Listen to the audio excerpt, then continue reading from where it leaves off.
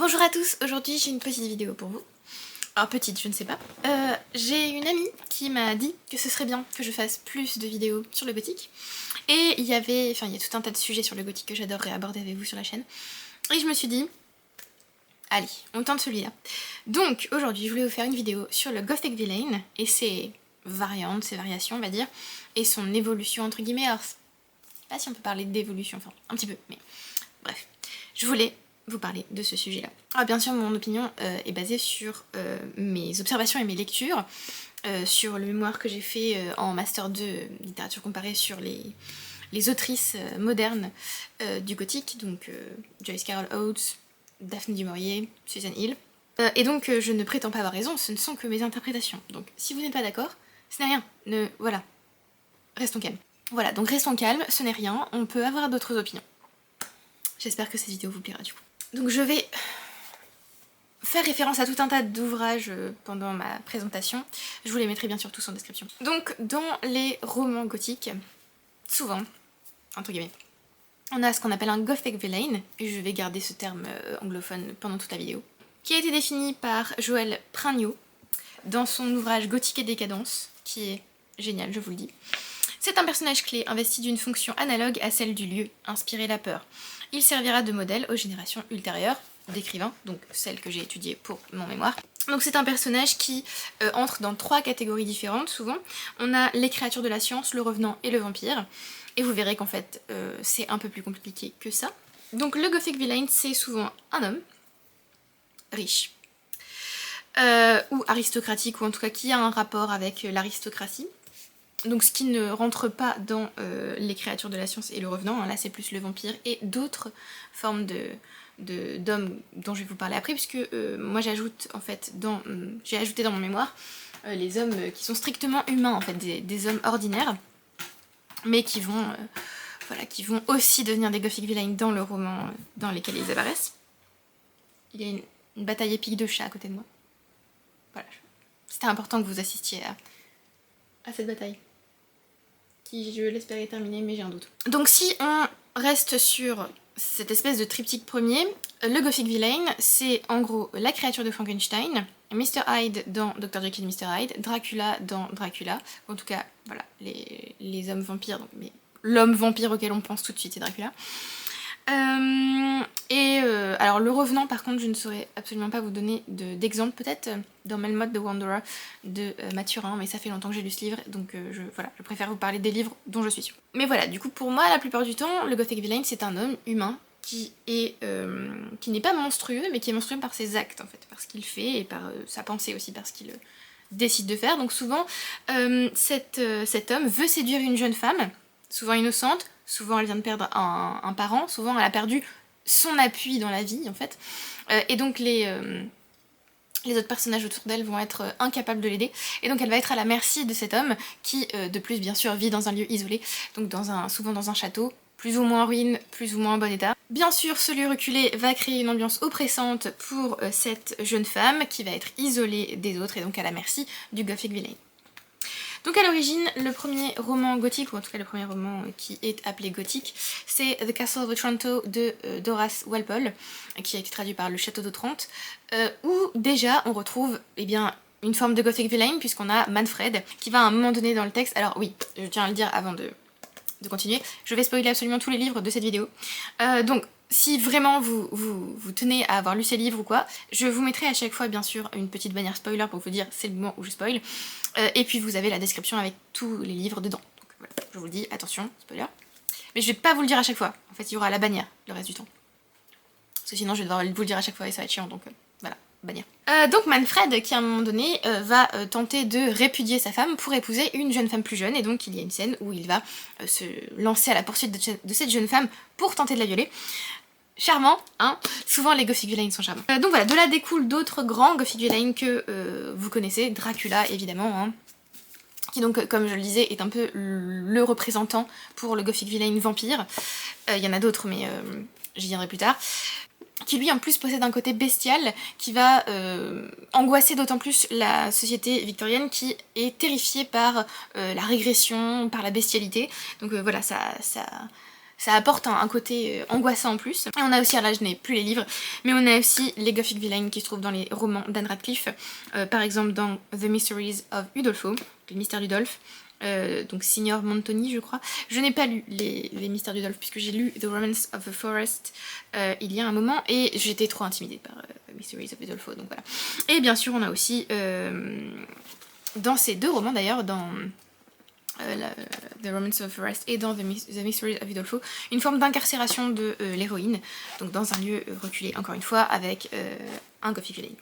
Et donc on a, alors je vous dis ensuite, mais en fait c'est pas tout à fait linéaire en fait ce que je suis en train de vous dire, je vous parle de différents types de Gothic Villains, mais voilà, là c'était le Gothic Villain de base, et donc ensuite on va avoir des Gothic Villains un peu différents, mais ce sont toujours des hommes violents. Donc on a par exemple Dorian Gray dans The Picture of Dorian Gray d'Oscar Wilde, qui est prêt à tout pour conserver sa jeunesse. Donc on va aussi avoir des scènes, alors pas vraiment de violence, mais c'est pas de la violence physique, avec des femmes. On a bien sûr Frankenstein avec Mary Shelley, où on a un scientifique fou, et on a un monstre créé donc par la science, comme on en parlait plus tôt des créatures de la science, et où on peut légitimement se poser la question de qui est le Gothic Villain. Alors, théorie, c'est un peu les deux en fait. Alors, le docteur Frankenstein ne peut pas vraiment être qualifié de Gothic Villain parce qu'il n'a pas l'intention de nuire à une jeune femme, où lui il est vraiment dans son espèce de projet fou de créer la vie sans avoir recours à la reproduction sexuelle. Voilà, il se prend un peu pour Dieu. Donc voilà, le docteur lui est pas vraiment un Gothic Villain. La créature, elle, donc le monstre, peut lui être qualifié de Gothic Villain, puisqu'il va tuer, il va aussi faire accuser une servante à sa place qui va mourir, il va tuer Elisabeth. Donc voilà, il y a tout un tas de raisons d'appeler le monstre un Gothic Villain, mais c'est plus compliqué que les ouvrages qu'on peut trouver avant Frankenstein, ou qu'on peut trouver après d'ailleurs. C'est un cas plus compliqué, puisqu'ici le Gothic Villain, c'est pas qu'il a une raison d'être un Gothic Villain, c'est que moi à chaque fois que je lis Frankenstein, j'ai beaucoup de compassion en fait pour le monstre qui souffre et qui n'a pas reçu l'éducation qu'il aurait dû recevoir, qui n'a pas eu l'amour qu'il aurait dû recevoir, qui a été complètement abandonné par le docteur. Donc voilà, le docteur est aussi pour moi un antagoniste, même s'il n'est pas un Gothic Villain. Voilà. Et on a bien sûr, un des types de Gothic Villain qui est peut-être l'un des plus intéressants, mais en fait pour moi c'est l'un des plus intéressants parce que ça se passe souvent dans des monastères ou dans des cathédrales, et donc j'adore ces lieux, ces décors en fait dans les romans. On a donc le moine ou le frère avec The Monk de Matthew Lewis, et donc avec Ambrosio, qui donc est un moine corrompu qui chute, voilà, et qui est censé être le moine parfait. Et en fait on assiste à sa chute tout au long du roman. Il est de plus en plus corrompu, il va de plus en plus loin dans le crime. Alors oui, bon, donc, spoiler évidemment. Il va tuer, il va violer, il va commettre l'inceste, il va blasphémer, il va voilà, se tourner vers Satan, enfin vraiment la totale. Et c'est... oui, voilà, c'est le moine quoi. Donc voilà, donc là on va vraiment toujours plus loin dans la décadence et dans l'horreur avec Ambrosio. Et on a aussi bien sûr Frollo dans Notre-Dame de Paris. Donc oui, Notre-Dame de Paris qu'on peut aussi éventuellement mettre dans le gothique, mais qui est encore... bah, c'est autre chose, c'est pas... on peut qualifier en fait l'ambiance de notre... on peut qualifier l'ambiance de Notre-Dame de Paris de gothique, et Frollo presque de Gothic Villain quand même, parce que bon, il poursuit Esmeralda, il va jusqu'à la tuer en fait, parce qu'elle ne veut pas lui appartenir. Donc voilà, il y a quand même du gothique dans Notre-Dame de Paris. Je vous ai pas parlé aussi, ah oui, je vais quand même vous parler de ces Gothic Villains là, que je n'ai pas encore évoqué. Alors on parlait de créatures, voilà, de créatures créées par la science. Donc on a Mr. Hyde, dont je vous parlais un peu plus tôt dans Dr. Jekyll et Mr. Hyde, qui est vraiment un personnage affreux. Tout est dans le nom, hein, Hyde, parce que du coup c'est la part mauvaise de Jekyll qui ressort et qui aurait dû rester cachée. Et là il y a tout un tas de choses à dire sur l'architecture, la maison, mais c'est pas le sujet ici, donc je vais m'arrêter là. Mais donc voilà, Mr. Hyde aussi est un Gothic Villain, mais lui il n'y a pas de femme, il est à la recherche d'aucune femme et il poursuit aucune femme. Il est juste ultra violent et voilà. C'est un peu l'incarnation du mal. Et donc j'en viens à Joyce Carol Oates, qui a écrit donc, plusieurs romans gothiques, dont The Accursed, où on a un personnage qui va ressembler à Mr. Hyde, mais qui lui va pour suivre une jeune femme innocente, donc Axon Mate, qui lui aussi d'ailleurs, il y a un jeu de mots avec son nom de famille, Mate, qui peut faire penser à Mate, M-A-T-E, donc le compagnon, mais c'est plus le partenaire, souvent sexuel d'ailleurs. Quand on parle de mate, enfin moi personnellement on parle de mate, je pense à soit des animaux soit aux loups-garous. Donc voilà. Après il y a aussi le terme affectif mate, mais bon, je pense que c'était pas du tout l'intention ici. Donc voilà, on a à nouveau un gothic villain qui est assez, comment dire, classique dans le fait qu'il va séduire une jeune femme, qu'il va l'isoler dans un endroit dont elle ne peut pas sortir, qui ressemble donc à Mr. Hyde, qui est assez difficile à décrire, qui est un démon, il me semble, hein, que Axon Mate est un démon. Donc voilà, il y a vraiment un gothic villain pur jus ici. Et alors celui-là je l'ai sorti, mais je pense que je vais vous en parler maintenant parce qu'après on dérive sur autre chose. Et on a aussi des hommes juste qui sont violents dans par exemple Bellefleur, où on a, alors je sais plus si c'est dans Bellefleur ou dans The Accursed qu'on a la famille Burr, je crois que c'est dans, non c'est dans The Accursed. On a des hommes aussi qui peuvent être considérés comme des gothic villains. On a Woodrow Slade ici qui est absolument affreux, et on a, comment il s'appelle, Horace Burr aussi qui va tuer sa femme, voilà, la joie. Et on a Bellefleur où on a aussi des personnages qui pourraient passer pour des gothic villains, mais encore une fois, ces ouvrages, par exemple ceux de Joyce Carol Oates, alors ici on est plus dans le gothic villain classique quand même, mais Bellefleur ça devient déjà un peu plus compliqué. On peut moins catégoriser les personnages, on peut clairement dire que certains sont proches du gothic villain, mais on est déjà en train d'aller sur autre chose. Voilà. Et donc j'en viens à une forme de jeu avec le gothic villain, c'est ce qu'on va voir avec Jane Eyre et Rebecca. Donc avec Rochester dans Jane Eyre et avec Maxime de Winter dans Rebecca. Alors, ils ressemblent un peu à des gothic villains, hein, à l'origine, on se dit, bon bah voilà, des hommes riches qui vivent dans un endroit isolé, qui vont séduire une jeune femme. Bon, là on a tout ce qu'il faut pour créer un bon gothic villain. Et on va dériver, en fait le roman va décider de changer de trajectoire en cours de route. Donc voilà, on prend un chemin différent. Donc, à nouveau spoiler, hein. Dans Jane Eyre, Rochester a quand même enfermé sa femme dans le grenier. Enfin, est-ce qu'on peut s'arrêter 30 secondes là-dessus? J'ai lu ce roman et je l'ai adoré. Et je ne l'ai pas relu depuis. Mais c'est vrai qu'après avoir lu tout un tas de théories sur le gothique, et donc aussi sur Jane Eyre, parce qu'il y a quand même une petite ambiance gothique sur Jane Eyre, ou en tout cas comme il a inspiré Rebecca, forcément on l'associe au gothique. Voilà, il a quand même enfermé sa femme dans le grenier. Voilà, c'est spécial, c'est spécial. Et pour autant, Jane l'épouse, et voilà, mais il a quand même enfermé sa première femme dans le grenier, c'est spécial. Et alors dans Rebecca, on va encore plus loin. Énorme spoiler, là, partez si vous ne l'avez pas lu. Et je vous conseille vraiment de partir si vous ne l'avez pas lu, parce que sinon je vous spoil tout. Donc je vous laisse un petit moment pour partir. Dans Rebecca, dès le début du roman, on se dit non mais Maxime de Winter est le gothic villain, il a épousé la narratrice qui va rester anonyme, sans nom, tout le long du roman. Il l'a épousée, il l'a séduite, et il l'a emmenée à Manderley, où elle est enfermée, entre guillemets, parce qu'il me semble qu'elle sort pas de tout le roman, où elle est enfermée. Alors pas contre son gré, hein, je crois qu'il l'empêche pas de sortir, mais bref, elle est isolée, elle vit avec Maxime et avec les domestiques, dont Mrs. Danvers. Donc Maxime de Winter fait le gothic villain parfait, et on apprend quand même qu'il a tué sa femme. Voilà, donc bon, quand même, voilà. Donc, si au départ Maxime est un gothic villain, en tout cas il a l'apparence du gothic villain, très vite on se comprend qu'en fait ce n'est pas lui, mais quand on apprend qu'il a tué sa femme, on se rend compte quand même que le personnage était effectivement bien parti sur le chemin du gothic villain, mais qu'il n'en a pas eu le cran ou l'ampleur, ou qu'il n'a pas eu cette espèce de... qu'il n'a pas en fait les caractéristiques du gothic villain. Je sais pas si c'est très clair ce que je vous dis là, mais tout ça pour dire que Maxime de Winter en fait va changer de caractéristiques de personnage au cours du roman, puisque le gothic villain, et c'est là que je veux en venir, au gothic villain féminin. Rebecca me permet de faire une belle transition vers ma partie suivante, on va dire. Les gothic villains féminins, puisqu'il arrive que... alors il arrive, pas dans les romans classiques il me semble, ou alors dans un seul roman classique, que je n'ai pas là mais dont je vais vous parler, mais il arrive que le gothic villain soit une femme, ce qui du coup dérive complètement du gothic villain d'origine. Alors il arrive que ce soit une femme, une revenante, donc c'est le cas dans The Woman in Black de Susan Hill, où la Gothic Villain clairement c'est la Dame en Noir. Spoiler. On comprend qu'en fait elle est devenue cette espèce d'esprit vengeur parce que son fils lui a été retiré et qu'il est mort dans les marais d'Hillmarsh House.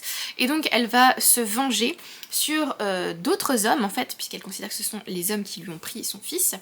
Et elle va se venger sur d'autres hommes, et notamment elle va se venger sur le personnage principal à la fin du roman, parce que même s'il est sorti d'Hillmarsh House, il n'est pas protégé de ce fantôme qui le suit jusqu'à chez lui, et qui va donc tuer son enfant. Je me souviens de ma tête quand j'ai lu cette scène, j'étais horrifiée. Et voilà. Génial. Donc, la Gothic Villain, on va dire là, la Gothic Villainess peut être une revenante, mais elle peut aussi être donc une femme. Donc c'est l'idée d'une femme fatale ou d'une femme qui va représenter une féminité dangereuse. C'est quelque chose qui est visible assez tôt dans le gothique en fait, puisqu'on a par exemple Carmilla de Sheridan Le Fanu, où Carmilla est une femme. Attention spoiler, Carmilla donc est une vampire qui va séduire une autre femme, donc en plus on a le côté saphique qui apparaît ici. Donc voilà, Carmilla est une bonne Gothic Villain, même si... Est-ce qu'elle fait vraiment du mal au personnage féminin? Je ne sais pas. J'ai adoré ce classique, j'ai trouvé très beau, très bien écrit, très doux. Enfin très doux. Je sais pas si on peut dire que c'est très doux vu que c'est une histoire de vampire. Mais voilà, j'avais une conversation la dernière fois avec une amie qui me disait que mes lectures doudou et mes films doudou avaient rien de doudou. C'est vrai. Donc je devrais peut-être vous faire une vidéo aussi là-dessus. Ce serait peut-être pas mal. On digresse, revenons. Donc, ça peut donc aussi être une femme donc surnaturelle, la revenante, la vampire, mais ça peut aussi être une femme ordinaire, comme je vous présentais ces personnages ordinaires comme Ambrosio, Frollo ou Rochester et Maxime de Winter. Rebecca est tout indiquée pour ce trope, hein, puisqu'on a ici deux Gothic Villains. En fait, le Gothic Villain va être composé de deux femmes, Mrs. Danvers, en fait, qui va faire vivre le fantôme de sa maîtresse à travers l'illusion de sa présence, ce qui est extrêmement bien fait, puisque nous, en tant que lecteurs, on est dans la tête de la narratrice, donc qui est complètement perdue. J'ai envie de dire la pauvre, et en même temps, j'ai pas énormément de sympathie pour ce personnage. Je sais pas si ça fait de moi quelqu'un de mauvais, mais... Enfin, j'ai de la sympathie pour elle tout le long du livre, mais plus à la fin, en fait. Je vous expliquerai pourquoi plus tard, peut-être. Mais donc c'est elle qui va terrifier la narratrice, en fait, et qui la pousse à commettre des impairs, en fait, qui vont un peu... pas retourner Maxime de Winter contre elle, mais qui vont rapprocher Maxime de Winter, en fait, du Gothic Villain, qui vont donc détourner l'attention de la narratrice du vrai Gothic Villain, c'est-à-dire Mrs. Danvers, et la reporter sur le faux Gothic Villain, donc Maxime de Winter. Donc on a d'abord cette première femme, et on a Rebecca, qui donc est une femme libre, qui n'entend pas respecter les conventions sociales, et qui a une sexualité libérée, et qui va donc, proposer un ultimatum à son mari, un ultimatum assez horrible, hein, au point de vue moral, quoi qu'on pense de Rebecca ou quoi qu'on pense du roman, l'ultimatum est affreux. Mais donc elle propose cet ultimatum à son mari. C'est un peu la femme rebelle en fait, contre une société qui lui impose des choix qu'elle refuse, et donc elle va en fait, en quelque sorte pousser son mari dans ses retranchements. Alors là je ne dis pas du tout que Maxime n'est pas responsable entièrement du meurtre de Rebecca, mais ce meurtre arrive au moment où elle lui révèle quelque chose qui voilà, le fait exploser, on va dire, et donc il la tue. Et donc le Gothic Villain dans ce roman, ce sont, pour moi personnellement en tout cas, ces deux femmes combinées en fait. Mrs. Danvers qui va rejouer la présence de Rebecca, et Rebecca qui va du coup bien jouer son rôle de fantôme sans jamais être un fantôme. Dans le roman, Rebecca est présentée comme une femme monstrueuse, et pourtant on a de l'empathie pour elle, et on a de la compassion pour elle. Voilà, en même temps c'est une société différente à l'époque, donc bon. Voilà, j'aime beaucoup le personnage de Rebecca, j'avoue, même si j'ai trouvé aussi cette scène assez horrible, mais bref. Donc on est complètement à l'opposé de la narratrice, qui elle accepte le meurtre commis par son mari, hein, elle est vraiment en mode « Ah, tu l'as tué, oui. Enfin, donc ça veut dire que tu l'aimais pas, donc c'est merveilleux pour moi. » Ok, d'accord. Donc elle le soutient complètement. Et donc elle va complètement rejeter l'idée même d'une espèce de solidarité féminine. Elle va absolument pas se rapprocher de Rebecca, compatir pour elle, absolument pas. Et en même temps on peut comprendre, puisqu'elle a été complètement aliénée par Mrs. Danvers, qui du coup l'a terrifiée en fait depuis le début. Donc voilà, donc la narratrice donc je l'avais écrit dans mon mémoire de l'époque, qui est complice en quelque sorte de la misogynie en quelque sorte de Maxime, en tout cas du féminicide qu'il a commis, puisqu'elle décide en fait de le protéger et voilà, oui d'accord, je suis ok, faisons comme ça après tout, c'est formidable, tu m'aimes, tu ne l'as jamais aimé, let's go. On peut même pousser plus loin encore, c'est Gothic Villain féminin, et aller jusqu'à la maison comme Gothic Villain. Alors là, ce sont des romans où la maison est un personnage à part entière. Donc elle n'est pas vraiment à proprement parler hantée, elle a vraiment une conscience, elle vit en fait vraiment, et elle manipule ou carrément elle tue ses hôtes. Donc on a des espèces d'entités incompréhensibles en fait, ce qui suscite d'autant plus d'angoisse chez le lecteur et chez les personnages que c'est une espèce de chose qu'on n'a jamais vue avant et qu'on ne comprend pas. Qu'on ne peut pas comprendre aussi. On ne peut pas non plus communiquer avec elle, même si à un moment donné dans l'un des romans que je vais vous montrer, il y a une forme de communication. Donc bien sûr, je vais vous parler de The Haunting of Hill House de Shirley Jackson, évidemment, donc spoiler si vous ne l'avez pas lu, où, pour moi en tout cas, la maison est vivante, clairement c'est elle qui bouge, il n'y a pas de fantôme dans Hill House, c'est Hill House elle-même qui est douée de conscience, et je trouve ça génial, c'était la première fois que je lisais un roman où il n'y avait pas de fantôme et où c'était la maison qui agissait, et c'était formidable. Et donc elle va manipuler ses hôtes, elle va notamment manipuler Eleanor, donc il y a quand même une forme de communication entre la maison et Eleanor, en tout cas la maison communique avec Eleanor, même si elle-même... Ah si, elle lui répond en fait, donc... Enfin, elle lui répond.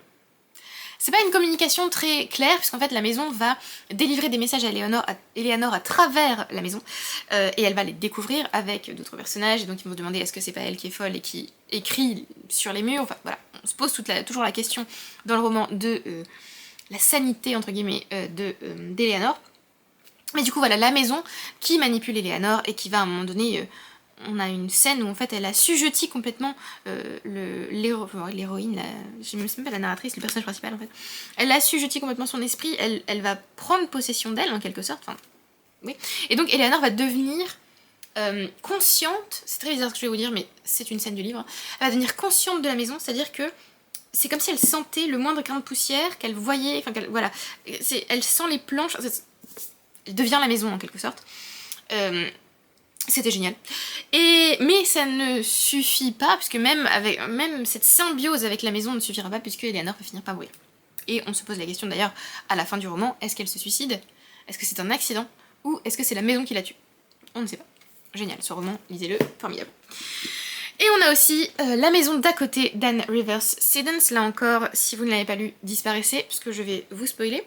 Donc dans La maison d'à côté, c'est... la maison va prendre vie parce qu'on a l'impression que le terrain lui-même est vivant et on ne sait pas trop en fait ce qui donne vie à la maison. Mais clairement, il y a... Enfin, c'est même pas... Est-ce que c'est la maison qui a vie ou est-ce que c'est le terrain? Un peu des deux en fait. La maison qui va se trouver sur le terrain va prendre vie en quelque sorte, en tout cas elle va manipuler ses hôtes qui vont faire des choses qu'ils n'auraient jamais fait, qui vont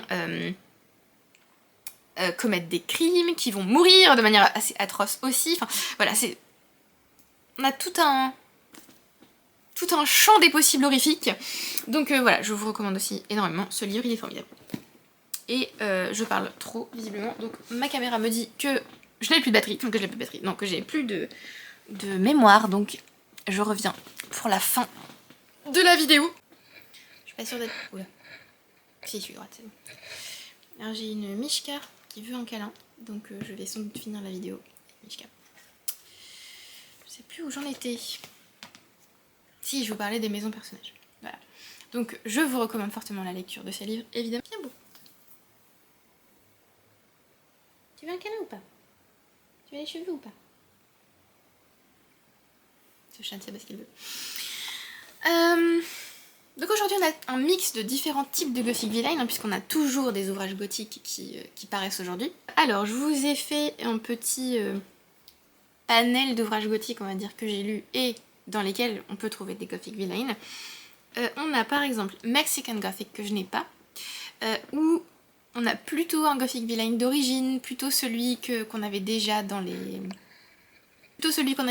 romans classiques d'Anne Radcliffe, ou voilà, c'est un... donc, spoiler évidemment. C'est un Gothic Villain donc qui est âgé cette fois, donc il est aristocratique, il est riche, il est à la poursuite d'une jeune femme, alors pas forcément sexuellement d'ailleurs, parce que je me souviens, enfin, j'ai lu ce roman et d'ailleurs je l'ai pas trop apprécié, je me souviens. C'était trop pour moi. Mais je crois que c'est pas forcément à la poursuite de la jeune femme au niveau sexuel ou quoi, parce que je crois qu'il veut la marier à son fils. Je me souviens plus très bien. Ça, tu voulais maman mais pas les cheveux.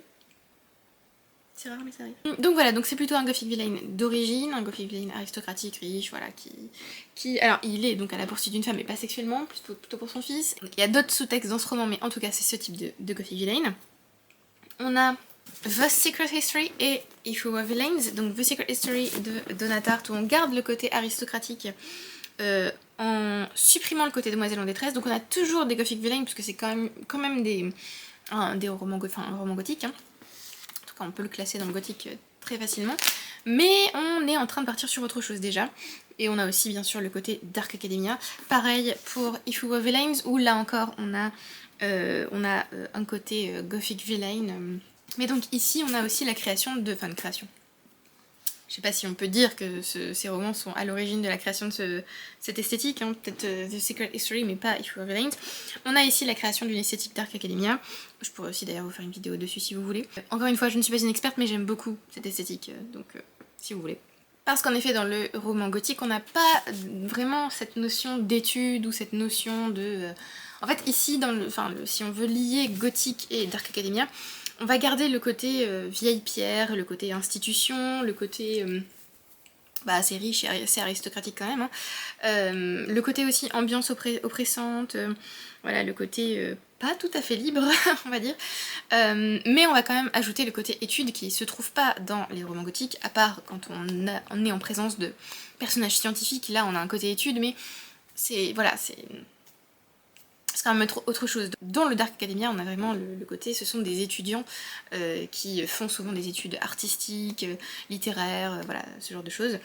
Voilà, on va dire que on peut voir éventuellement le Dark Academia comme un dérivé du gothique en fin de compte. On a aussi Bunny, où les gothic villains sont féminins ici, clairement, hein. Clairement des gothic villains féminins. Si on considère que Bunny a une petite ambiance gothique, et là encore on a un côté Dark Academia. Et on a aussi Catherine House d'Elizabeth Thomas, où là on peut se demander en fin de compte, est-ce qu'il y a un gothic villain? Qui est le gothic villain? Et, spoiler du coup, hein, pour moi c'est la directrice évidemment qui est la gothic villain, avec cette fin absolument terrifiante, qui du coup qui est assez ouverte et qui est très ambiguë, mais que j'ai interprétée comme étant, je pense que c'est fini pour la narratrice, mais voilà, c'était génial. Donc dans tous les cas, si on fait une petite conclusion de cette vidéo, le gothic villain peut être constitutif du roman gothique, hein, c'est vraiment l'antagoniste en face duquel se trouve souvent une jeune femme, souvent en détresse, qui va éventuellement être sa victime ou pas, hein, parce qu'elle peut lui échapper. On a des romans qui s'écartent complètement de cette espèce d'antagoniste d'origine, qui vont l'adapter, qui vont le moduler, qui vont le transformer un petit peu. Et c'est quand même un trope qui est hyper intéressant. Enfin moi je trouve en tout cas que c'est un trope hyper intéressant dans la littérature gothique, et dans la littérature gothique moderne aussi, hein, qui est transformable, qui est tordable, pour le plus grand plaisir des lecteurs. En tout cas moi j'aime beaucoup quand les écrivains réutilisent ce trope et en font autre chose, ou alors le twist un peu, parce que quand on connaît ce trope et qu'on s'attend, par exemple je sais pas, quand on lit The Castle of Otranto et qu'on s'attend au gothic villain d'origine, il peut y avoir des twists, on sait qui est l'antagoniste ou le méchant, et on sait à peu près, ce qu'il va faire. On sait à peu près la trajectoire que vont prendre ses actions. Mais quand on lit par exemple Rebecca, on peut être surpris. Là je vous mets pas de spoil, on peut être surpris, voilà. Pour ceux qui l'ont lu, vous savez. Mais on peut éventuellement se dire « Ah, j'avais pas vu ça venir ». Moi, personnellement, quand j'ai lu le roman, je l'ai pas du tout vu venir. Mais voilà, on peut avoir des torsions de tropes qui sont ultra intéressants quand on part de ce procédé d'écriture. Voilà, c'est tout pour cette vidéo sur le gothic villain. J'ai passé un très bon moment avec vous, j'espère que vous aussi. Donc pour faire mes recherches, je me suis servi de mon mémoire. Et donc pour le mémoire, j'avais utilisé, alors je vais vous donner vite fait, les bouquins que j'avais utilisés. Donc il y avait Gothique et Décadence de Joël Prignot, alors j'espère que ça se dit comme ça, je n'en ai aucune idée, que je ne possède pas mais que j'adorerais posséder parce que j'ai envie de le relire et de faire des recherches poussées sur le gothique. Et il y avait aussi The Encyclopedia of the Gothic, édité par William Hughes, David Punter et Andrew Smith, qui est vraiment, alors on dirait pas, on dirait là, ça fait 300 pages, pas du tout, ça en fait 800, donc voilà, c'est du papier très très fin, et il y a tout un tas d'articles sur différents auteurs, différentes entrées. Donc on a par exemple, qu'est-ce qu'il y a une entrée sur Joyce Carol Oates, je ne sais plus, mais il y a par exemple une entrée sur Shirley Jackson, il y a une entrée sur Terry Pratchett, enfin non, il n'y a pas d'entrée sur Terry Pratchett.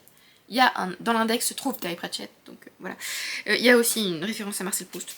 Il y a bien sûr une entrée sur Edgar Allan Poe, voilà, vous avez tout un tas, alors je vais essayer de voir s'il y a Oates. Où es-tu? Oui, il y a une entrée sur Joyce Carol Oates, il y a une entrée sur la féminité et les figures maternelles monstrueuses, enfin oui, les figures maternelles, j'allais dire monstrueuses, mais oui, souvent dans le gothique, ce sont des figures maternelles monstrueuses ou inefficaces. On a une entrée sur, je crois, Shirley Jackson, mais je veux vérifier ça. Shirley, où es-tu? Je parle comme si c'était ma pote, tout va bien. On a une entrée sur Hoffman, voilà, tant que j'y suis, hein, je vous dis ce qu'il y a. Sur le gothique impérial. L'inceste. Super, merci beaucoup. Voilà, on a une entrée sur Shirley Jackson. Donc voilà, vous avez tout un tas de choses là-dessus. Vous avez aussi Stephen King, bien sûr. Vous avez... Alors, il a été publié en...